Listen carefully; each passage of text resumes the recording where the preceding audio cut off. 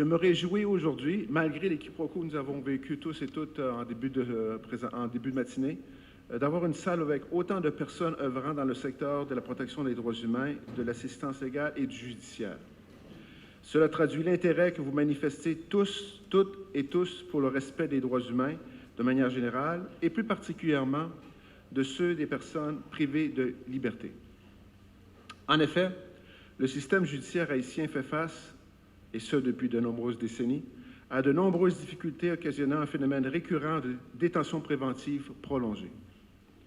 Ce phénomène, contre lequel diverses actions ont été mises en place par des institutions tant nationales qu'internationales, persiste encore malheureusement.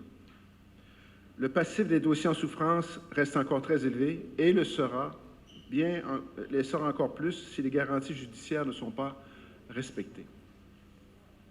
Le PNUD, grâce au fonds PBF, de Peace Building Fund, et avec ses partenaires dont l'OPC et la BINU, compte atteindre certains résultats en lien avec la vulgarisation des droits des détenus et les mécanismes de protection de ces droits à travers les bureaux d'assistance légale et les cliniques juridiques. Ainsi, à la suite d'échanges avec l'Office de protection du citoyen, un accord fut signé avec celui-ci en 2021 afin d'assurer la réalisation d'activités de communication, d'information et de sensibilisation, en plus d'actions de promotion des droits humains des détenus. Vous êtes aujourd'hui réunis dans le cadre d'une de ces activités, à savoir l'élaboration d'un guide pour le dépôt des plaintes et des saisines des bureaux d'assistance légale, des droits des accusés et détenus, ainsi que le développement d'outils de vulgarisation et de sensibilisation des principes de garantie judiciaire. Nous avons eu un écho positif de séances similaires qui furent organisées à Cap-Haïtien et au CAI le mois dernier. Vos contributions aujourd'hui seront très appréciées et extrêmement utiles. C'est un sujet très important et c'est un sujet qui s'inscrit au niveau de tous les systèmes de protection des droits de l'homme.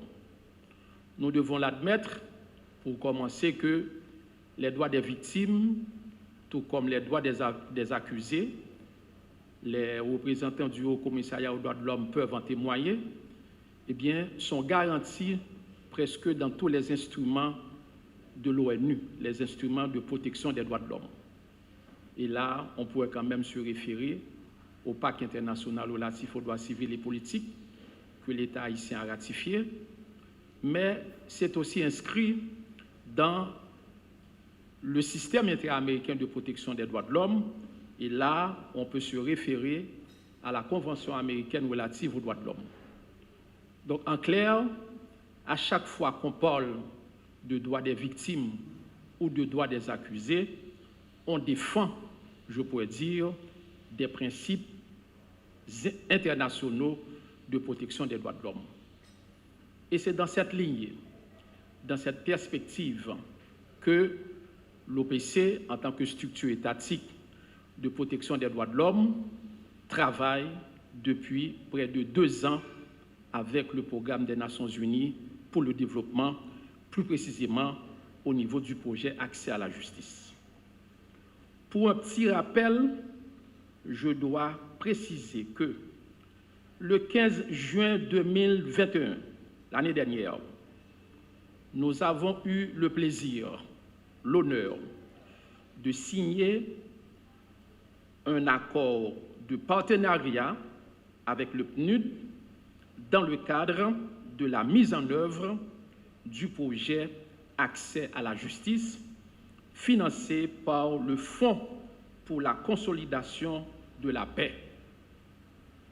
Et toujours en 2021, l'année dernière, plus précisément en octobre, l'OPC et le PNUD ont procédé au lancement du projet portant sur le développement des outils de vulgarisation et de modules sur les droits des détenus et des accusés afin justement de favoriser la mise en œuvre de différentes activités de vulgarisation du rôle des barreaux d'assistance légale dans une approche fondée sur le respect des garanties judiciaires. C'est l'occasion pour nous de remercier publiquement le programme des Nations Unies pour l'appui technique, l'appui financier accordé à ce projet. On a mis à notre disposition, je le disais tantôt, quelqu'un de très bon commerce, quelqu'un qui a une passion pour les droits de l'homme à travers l'institution qu'il dirige, l'Institut haïtien des droits de l'homme. C'est notre consultant.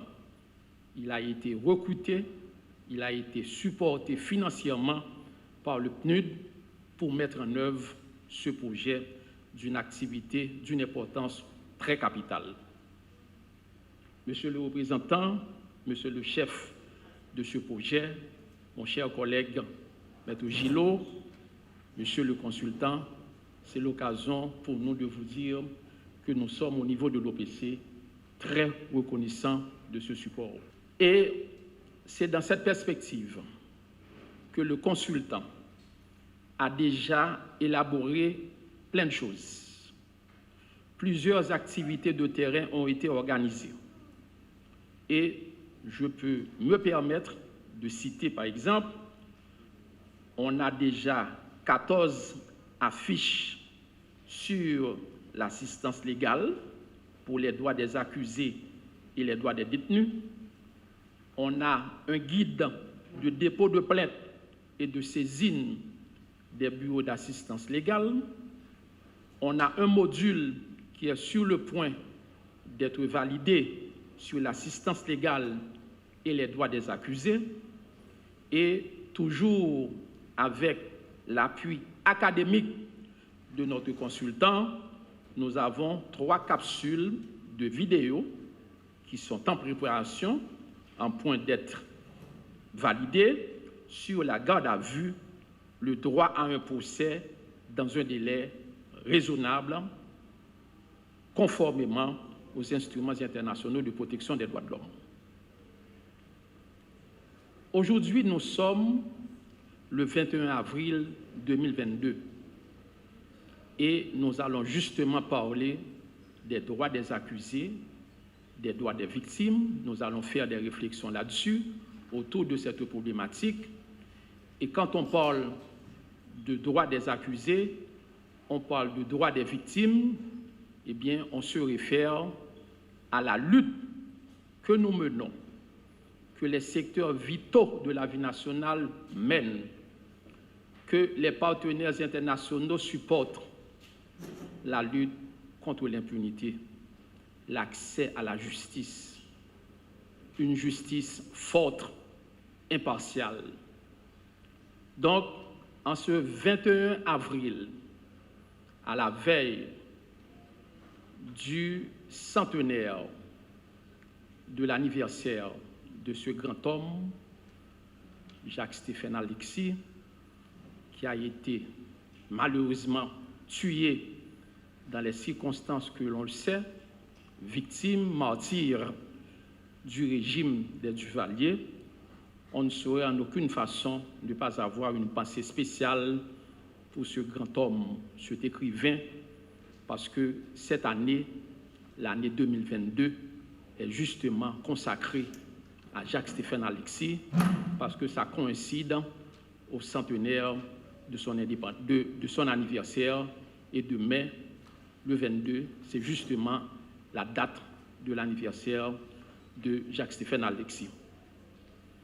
C'est l'occasion pour nous, au niveau de l'OPC, de rappeler, de fixer notre position sur la question de l'impunité.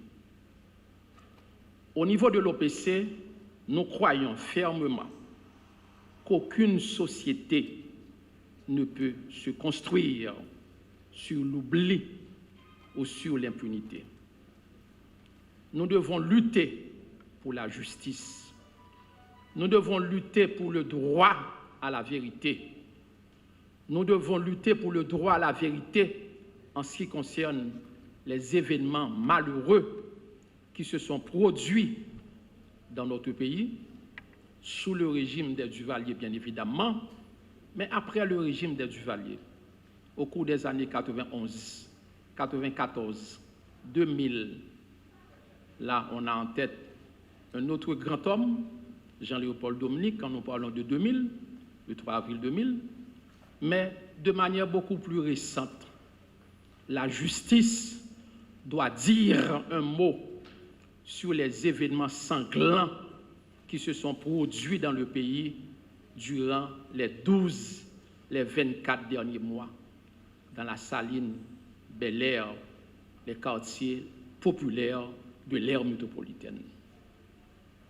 Si nous pas fait lumière sur un paquet d'événements malheureux qui fait dans le pays. Nous voulons vous remercier pour cet engagement et dans la cause pour la défense des droits de l'homme en général et particulièrement dans le cadre de la lutte en faveur du respect des garanties judiciaires. Je vous donne la garantie au nom de toute l'équipe de l'OPC, au nom de la haute direction du protecteur, que ces outils vont être mis à votre disposition. Ce n'est pas document OPC à pied, c'est document nous toute la pied. Nous garantissons ça. À l'OPC, nous avons toujours préconisé l'approche participative. On aurait pu demander, nous asseoir quelque part avec le consultant pour produire un document et le rendre public. Non, on ne l'a pas fait. On avait voulu choisir cette option afin que nous soyons en mesure de dire effectivement ces outils reflètent une certaine réalité de ce que vous vivez en tant que personne ressource et vous qui travaillez certainement dans vos champs respectifs pour la cause des droits de l'homme. Je dis, nous produisons réflexion, nous partager, nous demander à ce que vous consignez, c'est moi demander Dr.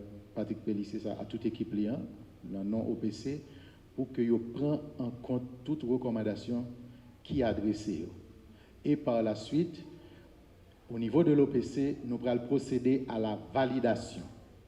Après validation document, vous allons produire. Produire, c'est multiplier, etc. Et nous allons partager avec toute représentant d'organisation qui certainement souhaitait gagner. C'est que le document est produit à la fois en français et en créole. Module là, nous connaissons hautement académique et nous allons gagner de formation de formateurs qui a fait pour mettre les en œuvre. Nous ne pas arrêter là pour nous faire l'arrêter l'anti coin. Toute organisation qui souhaitait gagner module là à disposition pour que ou même ou fait formation. Sous besoin d'appui technique, ou solliciter et il y a pas de facilité pour que ou appliquer, mettez en œuvre et module. Pour le guide de dépôt de saisine des balles, donc ce sera la même chose. Pour les affiches, yo en français, yo en créole, yo pral distribuer tout côté parce que nous allons passer dans la deuxième étape qui c'est étape de formation, d'information, vulgarisation et sensibilisation. Donc, c'est la prochaine étape que nous allons gagner pour nous franchir.